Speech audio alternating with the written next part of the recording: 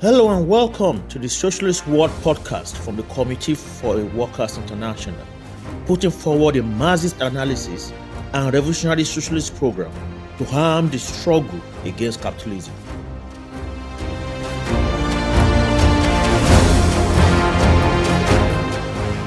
Welcome to this Socialist World podcast from the Committee for a Workers International, the CWI.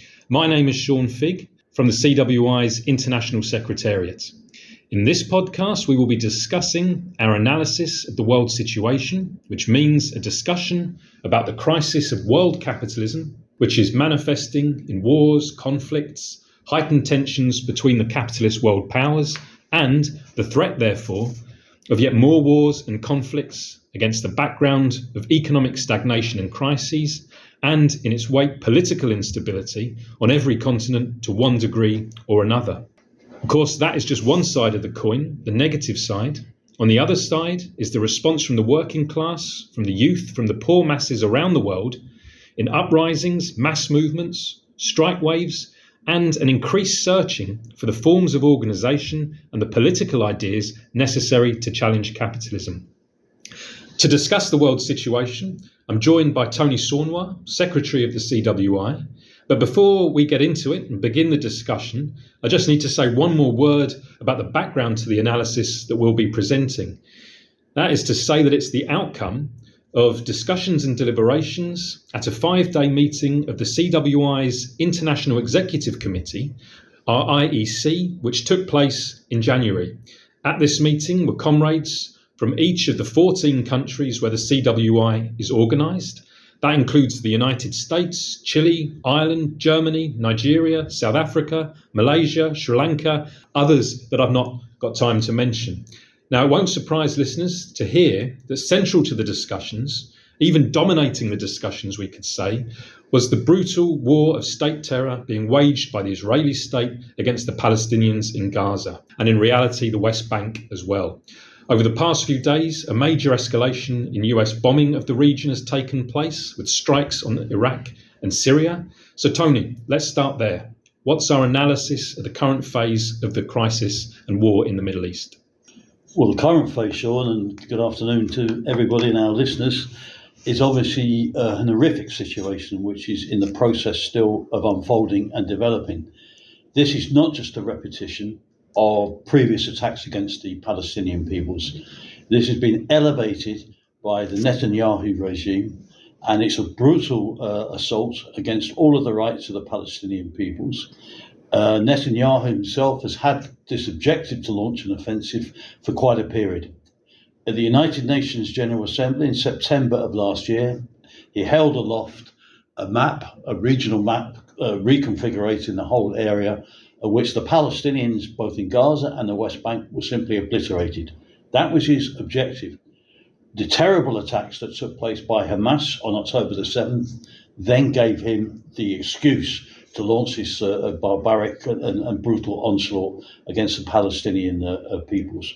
Now, the situation has, of course, escalated one phase after another. And now we see it beginning to extend into a more regional conflict, which is obviously a major threat to the peoples of the Arab world, a major threat to everybody living in that particular area, and it will have devastating effects if it develops further in terms of the world economy, in terms of geopolitical relations, in terms of the whole world situation that we're facing at this particular conjuncture. And it certainly seems, especially over the last few days, that's a real danger. The escalation in the bombing campaign and the number of different countries and regional powers, the different proxies that are involved. Well, definitely, Sean, because it has accelerated. I mean, even since we met at the IEC meeting only a few weeks ago, there's been a dramatic turn in the situation. The crisis involving the Houthi rebels in the Yemen has worsened substantially. They've carried out and positioned themselves as the defenders of the Gazan people. And of course, they've struck out against Western interests, particularly on shipping in the Red Sea. And then we've seen the counter-offensive launched by US imperialism, which has dramatically escalated the situation still further. So the prospect of a further conflict, there's been an incremental increase of firepower on the border with Lebanon as well, involving Hezbollah. There's been over 10,000 projectiles fired each way. I mean, in reality, there is a low-intensity war. In reality, is already taking place. We should stress here, US imperialism, Biden, they don't want to escalate this conflict if they could possibly avoid it. The Iranian regime probably does not want a direct, all-out confrontation with US imperialism of a military character at this stage. But things are not necessarily in the control of these political leaders. War has its own dynamic and its whole logic. The complexity of the different alignment of different organisations makes the accidental escalation of this into a wider conflict something that's lodged in a situation. I mean, many of our listeners may be hearing about some of the Iranian-backed militias, especially in Syria and Iraq, for the first time. But these have been developments that have been taking place over a number of years. But I'll just take you back to something you said in opening just now, is that there's been wars between Gaza, or between Hamas and the Israeli state before, but that this one is not a mere repetition of the previous waves of conflict. And that has everything to do with the character of the government and the regime in Israel itself at this stage. Most definitely, because I mean, it's crucial. The character of the Israeli regime is critical to understand that, to grasp what is taking place and what is likely to unfold in the course of the next weeks and months. And it's a horror without end as far as the Palestinian people is concerned. Now, Netanyahu came into power, but had to cobble together a coalition in order to secure a majority for his government. And in that coalition, he formed blocs with extreme right-wing Israeli nationalist forces, some of which had a fascistic element to them as well. And that's really been determining the broad policy of the government. Now, we should remember that a few months and weeks before the war broke out on October, after the Hamas attacks on October the 7th, Netanyahu was threatened with overthrow. That's right. The mass movement in the first half of 2023, the so-called pro-democracy movement. But nevertheless, imprisoned in his right-wing government, then his agenda is also being driven by the inclusion in the government of these extreme far-right forces of a fascistic character.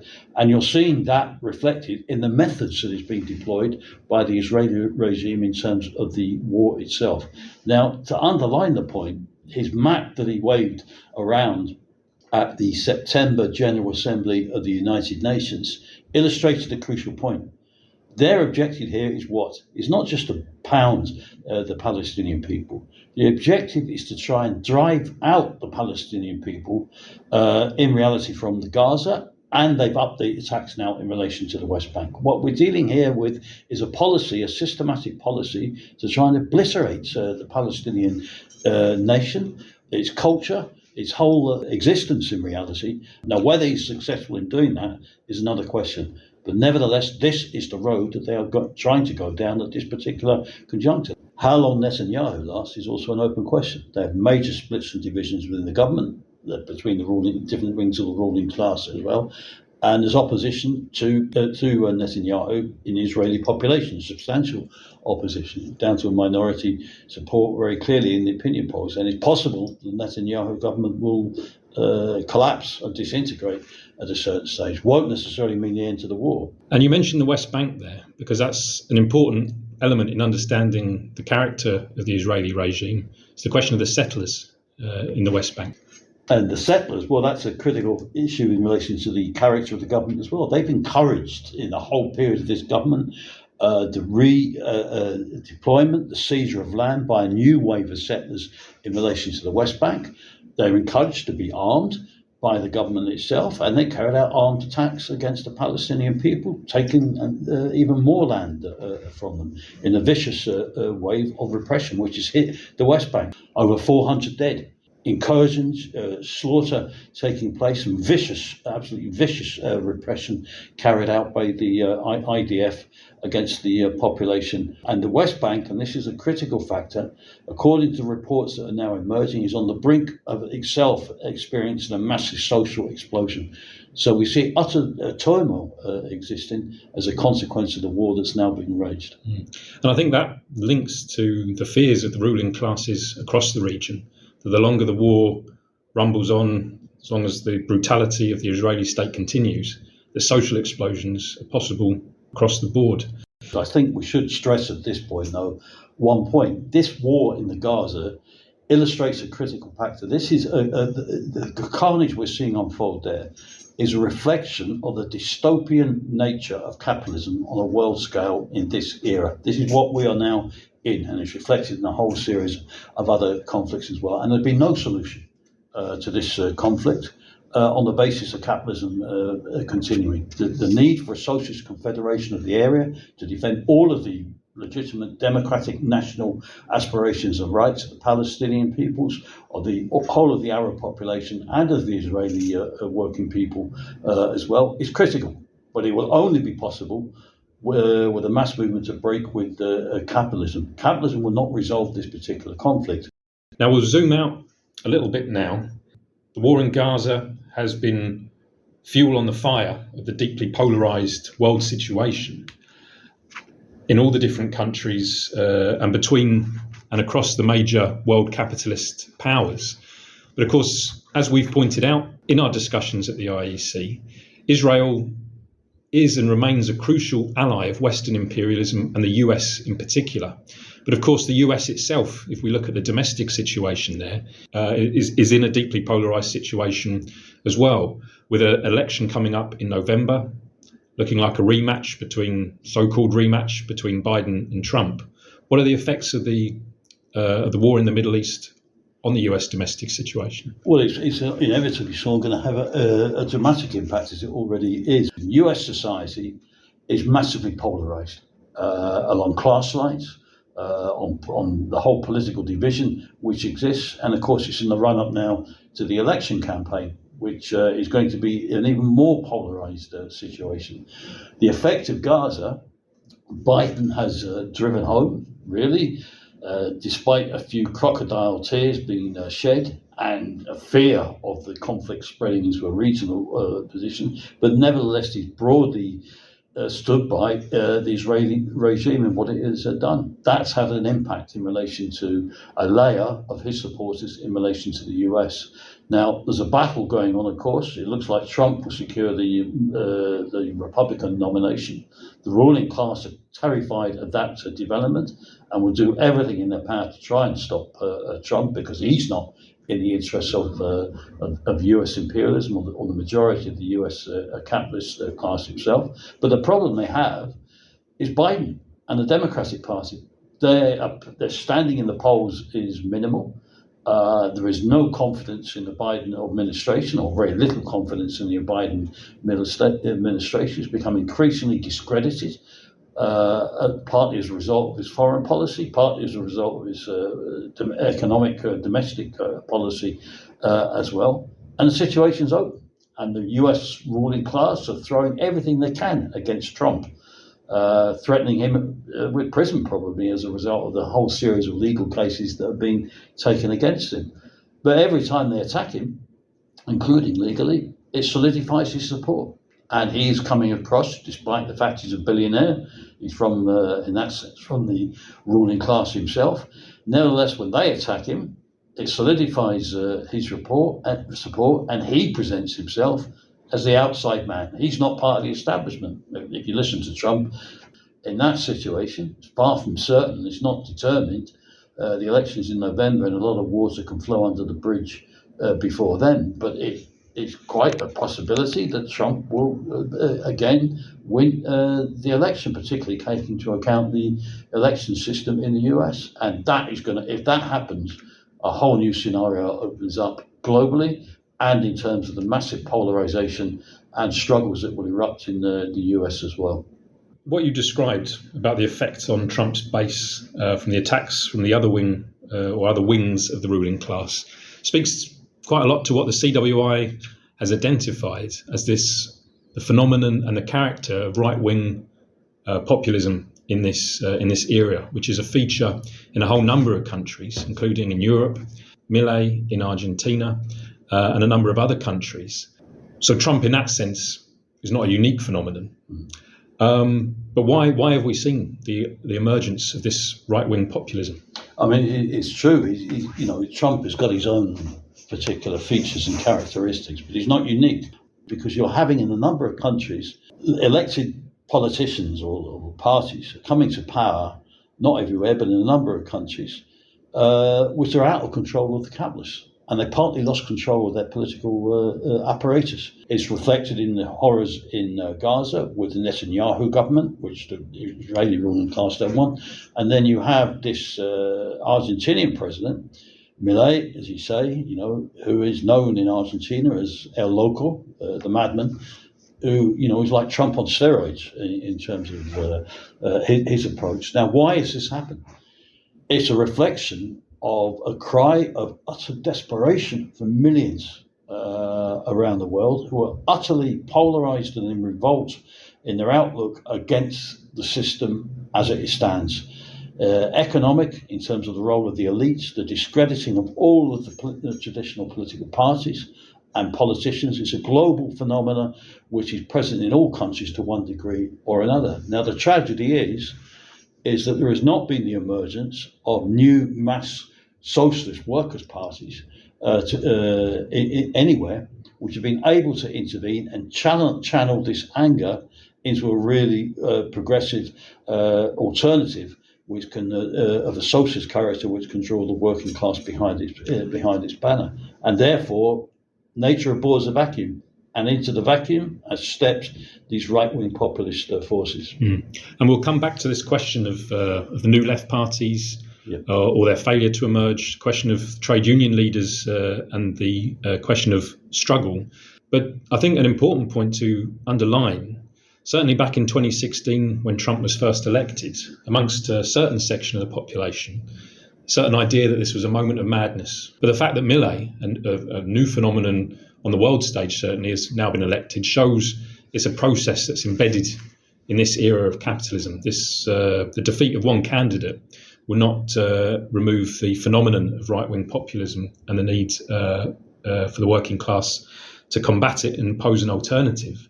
Maybe we just move onto the question of another divisive and polarizing issue from the point of view of the US ruling class, which is, of course, a question of the war in Ukraine. What's our analysis of the current stage of the conflict there? Well, it's another reflection of the impasse of capitalism in this era. I mean, the whole way it developed, with Putin's invasion of the Ukraine, in a certain sense, politically driven in a similar way to Netanyahu, in the sense that ideologically they didn't recognize the Ukrainian people or the nation of Ukraine. They didn't want it. I mean, it's there, but I mean, he thought that he'd be very easily be able to intervene in the Ukraine, take it over, and abolish it as a separate independent nation. In reality, our position now, that of course proved to be utterly utopian and wishful thinking on his part. Now, having seen that intervention from the Russian autocracy and the Russian corrupt gangster form of capitalism headed by Putin, the West stepped in and took that as having collaborated with Putin or befriended him in different stages. They nevertheless stepped in, backed Ukraine as they sought to try and defend their interests. And we have a similar position. I mean, it's really at an impasse, the war in the Ukraine. Neither side has got the upper hand. There's a certain war weariness in the West, in the sense of sections like in the US are questioning and opposing continuing financing and militarily the Ukraine war itself. If they move in that direction, and there is pressure, they partly now delayed the issue of further funds going to the Ukraine from the US. That's going to complicate the position enormously for the Ukrainian regime. But it's really got stuck at the moment, the war, and it's horrific consequences both for the Ukrainian workers and for the Russian workers involved in this dead-end conflict. I mean, one point on the domestic situation in Russia that we drew out at the IEC discussions was, although there hasn't been an immediate challenge to Putin, that the enormous pressure this is putting on his regime, the anger it's stoking within the Russian masses and working class as well, laying the ground for the Putin regime's downfall at a certain point. There are elections coming up in March in Russia. What's the shelf life of the Putin regime? There was obviously opposition developing to Putin's regime inside Russia. However, the issue of Russian nationalism has been stoked, and it has a base. It doesn't appear like the opposition to the war is massive at this stage. The majority are probably still supporting the war from the Russian side. And despite the fact there's elections, and they've allowed this opposition candidate to stand, who's described the war, I think, as a mistake or a mistaken policy, that would allow the Putin regime then to present themselves as being democratic. Look, we've allowed an opposition candidate, and they'll act as a certain channel for a bit of opposition electorally. Putin would obviously, without doubt, formally win the election. How long the regime staggers on for is an imponderable question at this stage. It could be sooner. It could drag on a little bit further. It depends on how things develop in the economy, globally, and in terms of Russia. And there's many other factors involved in it. But at some point, some crisis will develop in relation to the Putin regime. Well, in fact, let's go there, because in terms of the other factors that can determine not just the outcome of the Ukraine war in Gaza, and the Middle East as well, is of course the important background to these two major regional conflicts that have developed, which is the question of the relative position of US imperialism, especially with regards to China, which in the analysis that the CWI has developed is one of the crucial pivots of developments in the world capitalist system. That's in many respects is a defining issue of the era in terms of the decline of US imperialism. Now, US imperialism, we have to emphasize, is still the most powerful, strongest imperial power on the planet.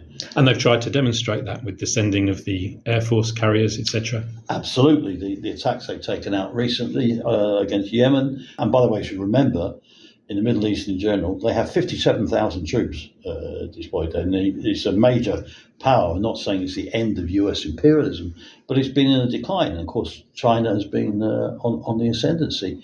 And that has reconfigured the whole of world relations. And it's been reconfigured also by further factors. It's allowed the so-called middle block of countries like Brazil, like India, who have a certain independence and a certain economic power themselves, to assert themselves more internationally. And you see that with the development of different regional trade blocs, different regional alliances are emerging, and a whole new and total reconfiguration of international relations is in the process of taking place. The Middle East will never be the same again after this conflict. Exactly how it develops is uncertain. It's scandalous the way the press do not report the horrors of what's taken place in Africa, the number of wars. And I mean, just to underline the point of what's taking place, the United Nations last year produced a report, and they estimated 25% of the world's population are currently living in war zones, or zones of major conflict, civil wars and national conflicts and wars. And that's a phenomenal development if you think about it. Africa has been at the centre of that, and it's just obliterated from the international media coverage in terms of the horrors that have taken place in the last few years in Ethiopia, Sudan, and elsewhere. But this is the nature of the era that we're now in, and it's partly fueled by this realignment which is taking place, the reconfiguration of world relations and global relations, which is a product of the declining position of US imperialism and the rise of China and other powers. One of the symptoms that we've seen just this week, it was announced, in fact, that huge changes taking place in Africa, as you mentioned, Three of the countries where there's been coups recently, Burkina Faso, Mali and Niger, it's just been announced by the juntas in those countries that they're withdrawing from the regional bloc ECOWAS, but it's an important realignment in that region, and it's along this same pivot because it's to do with the involvement of Russian forces in the Sahel region, the support of Russia for the new regimes and so on, and a certain chipping away, not a decisive overturn, but a chipping away at the status quo, which has, of course, favoured the US and Western imperialism up to this point. So in terms of the shifting regional balance of forces, of course, a key area in the US-China background conflict, if you like, is the question of Taiwan, especially. We've just had elections in Taiwan. What do we make of those? Well, that is the next flashpoint, the whole issue of the Taiwan Straits and China's position. Xi has, a la Putin, has a clear political objective. He wants to reincorporate Taiwan back into mainland China. That's what he wants. He wants to do it in his lifetime. And I mean, they will probably attempt it. What you see now is really a Chinese policy of attempting to strangle Taiwan in terms of greater incursions and measures taken against them. You've had the elections which have taken place, and it's an interesting result. I mean, it's really a little bit of a blow to Western interests or Western imperialist interests in terms of what happened. I mean, the ruling party, the DPP, and his candidate for the presidency, only got about 40% of the vote, which is enough to secure an election, but it is an indication it's not just a uniform position, it's a somewhat fragmented position taking place in Taiwan itself. Now, that doesn't mean to say the majority, it's all going to pan out in a very clear way of people who voted against the government wanting to be reincorporated into China. It's more complicated than that. A layer probably do, but how many, is another question. But nevertheless, it's a little bit of a blow because the DPP was the most pro-Western, least friendly party in relation to re-establishing or developing relations to the Chinese regime itself. So it's a little bit of a blow, and it's going to intensify issues. Whether it comes to a military occupation is more complicated for the Chinese regime because of the consequences. But China's facing its own economic problems. Putin's whipped up Russian nationalism. The Xi regime in China will probably is attempting to do the same as well. And there is a shift taking place. Number of countries have switched, smaller countries, and opted for closer relations with China and broken relations with Taiwan. There's about 10 in the last couple of years have done that and moved in that particular direction. So they're exerting their pressure on it, and it's definitely a flashpoint for future conflicts. And this tug of war between being in the orbit of US imperialism or the orbit of China isn't just pulling countries in different directions, but it's pulling the ruling classes in different countries apart. At the IEC meeting, the comrades from Sri Lanka, for example, explained how the upcoming presidential election, assuming it goes ahead, the different candidates are staking their claim either as pointing Sri Lanka towards China, towards the US, or even towards India, and this idea of a more non-aligned bloc. Now, the sabre rattling by Xi and his regime towards Taiwan can appear as if the Xi regime is full of confidence, acting from a position of strength, but our analysis would say it's more complicated than that. I mean, the Xi regime has a strong base, but it's not unchallenged. It's not in the sense of completely stable, in the sense that you have a massive economic crisis and social crisis developing in China at the present time. Its population's fallen for the first time. They have a major problem in terms of the demographics of the country. But more importantly, the sense is the economic position. You have now had, since the IEC, the official declaration of bankruptcy of Evergreen, the major property company. China is on the brink of a major property implosion taking place. Whole swathes of the country, local councils and provincial councils are threatened with bankruptcy and are broke. and have massive debt problems. You have over 25% unemployment amongst the youth. There is a massive social crisis in the process of unfolding in relation to China. That will have implications for the world economy itself, and that will be a crucial factor. The upheavals that are going to break in China are going to have a massive global impact, the likes of which we've not seen for a whole period historically.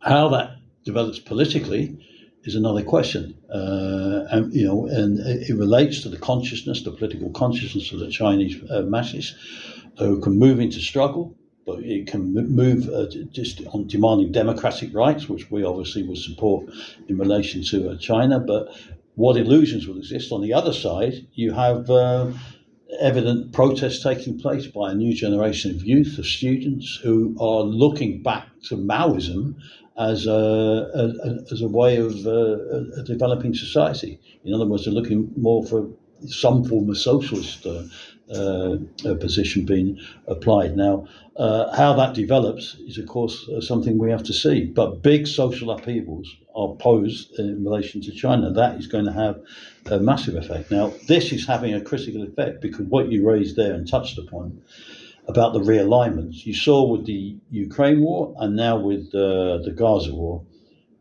as a rough rule of thumb, sort of a tendency emerging of blocks crystallized in one form or another around China, to an extent Russia, and the neo-colonial world. Africa's somewhat of a different situation.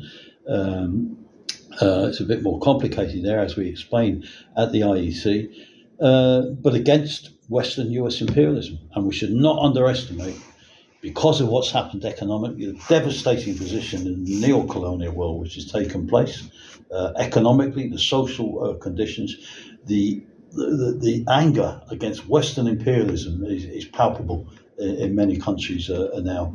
And it's harnessed in its war. Now, around the war, it's reflected in relation to the war. The very fact that South Africa went to the International Court of Justice, and we have no illusions in the International Court of Justice, but it reflects something in terms of the pressure that is there. They've used it cynically for their own advantage, their own Ramaphosa regime in South Africa. Election year in South Africa, of course. Elections in South Africa, of course, coming up, so they'll use it to try and demonstrate, in inverted commas, their radical credentials as being anti-imperialist and what have you, supporting the Gaza people, which is a big issue in relation to South Africa because of the affinity with the Palestinian people, because of the struggle against apartheid, and which you have practiced in the West Bank in Israel. Israel's an apartheid regime you have also within the Netanyahu regime itself.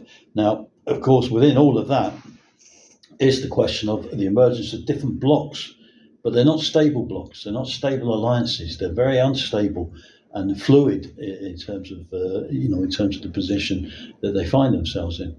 And a crucial question that we have to also address is the fact for the masses in these countries of the need for a revolutionary socialist alternative and program to be presented. And that will mean concretely in relation to the Gaza, defending the rights of the Palestinian peoples, also defending the right of the Israeli working people as well, to win them away from supporting this current regime, which would mean a socialist confederation of the area, and of defending the democratic national rights of the Palestinian peoples and the Israeli working class as well, to find a socialist solution to this crisis. And really, that's where we should finish this discussion, is on the possibility of organisation, the working class, the youth and the poor fighting back and building an alternative. I mean, in just the last week, we've seen mass protests in Germany against the far-right alternative for Germany, alternative for Deutschland there. We've seen one of the biggest strikes ever in Northern Ireland, in which, we should add, CWI comrades have played not only a key, but a leading role. Protests against the Gaza war have continued in a number of countries. And of course, these are just the events of the last few weeks. Over the last few years, months and years, we've seen uprisings, mass protests in a whole number of countries, including countries where the CWI has a base. Sri Lanka and Chile spring to mind. And one of the things we've drawn out and put forward in our discussions is that none of the issues that led to these revolts have been resolved. So the possibility of more explosions. I mean, I think that's absolutely inevitable. I mean, we have seen since 2018, you had a series of what we explained was multiple uprisings took place. Chile, Sri Lanka, Myanmar, there was a whole series, Ecuador, Lebanon, a whole series of mass movements broke out and took place. But because of lack of organisation, because of a lack of a socialist programme and alternative, the uprisings that took place were not taken to their full conclusion. And it has allowed the ruling class to restabilise the situation or regain control, put it like that. They've not stabilised the situation, to more regain control for a period. But they've not resolved any of the underlying social and economic crises that they have.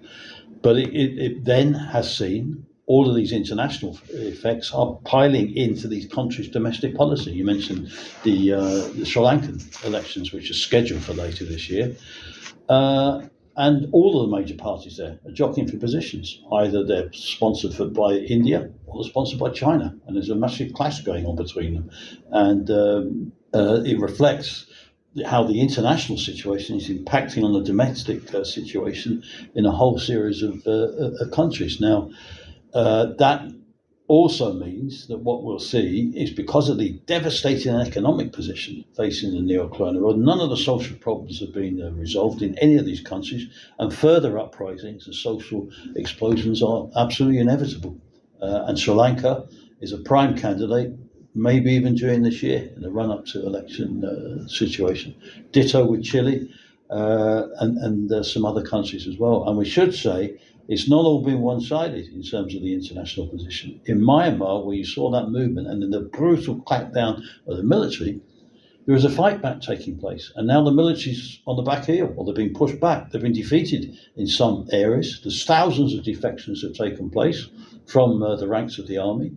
And we'll have to see how that goes on. But it's not excluded that you could see the defeat of the Myanmar dictatorship.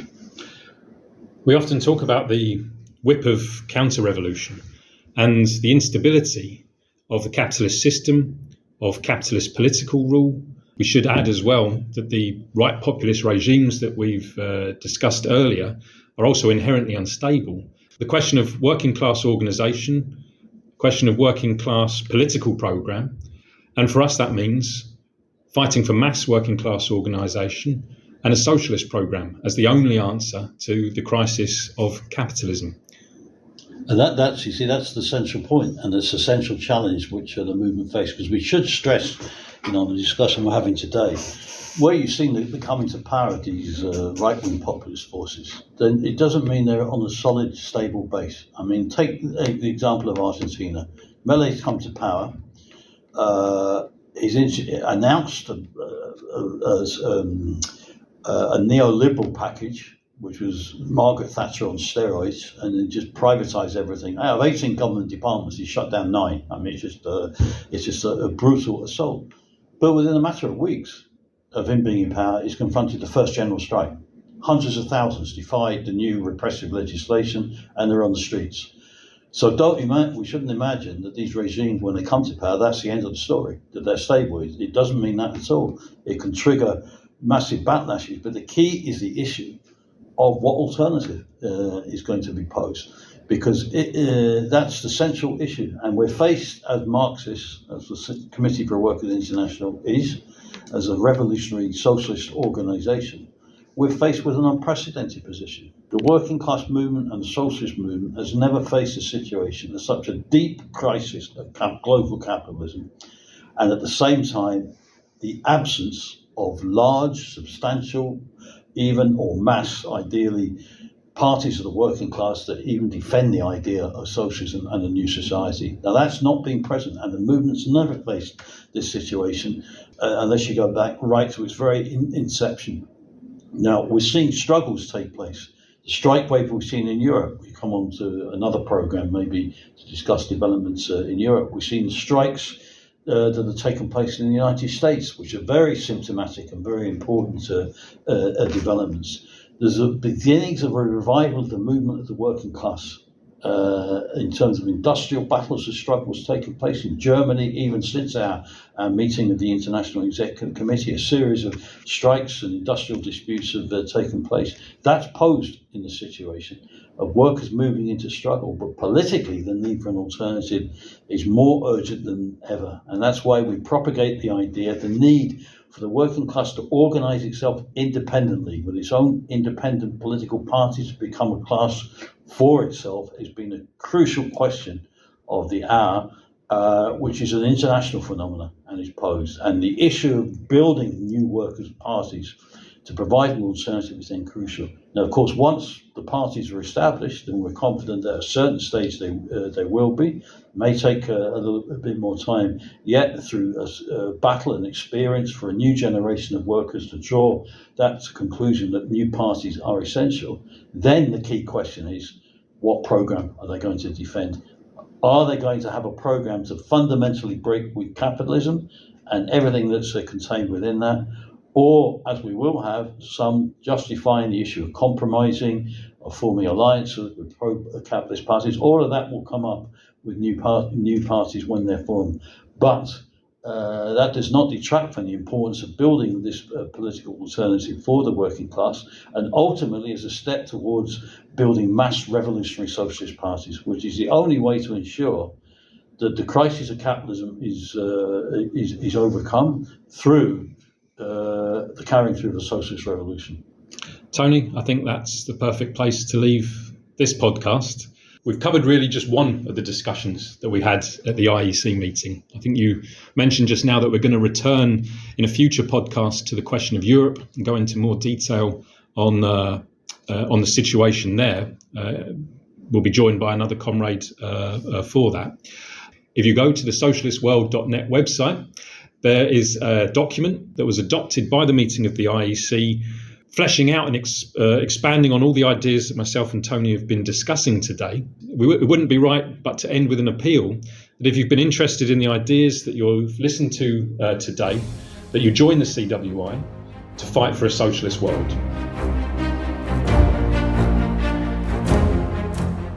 The Committee for Workers International is organised on every continent. If you would like to join us and get active building the CWI in your part of the world, please visit our website at socialistworld.net. Here you can also subscribe to our weekly email newsletter and support our work by making a donation. If you have any questions or comments about that podcast, please let us know and we may try and respond in future episodes.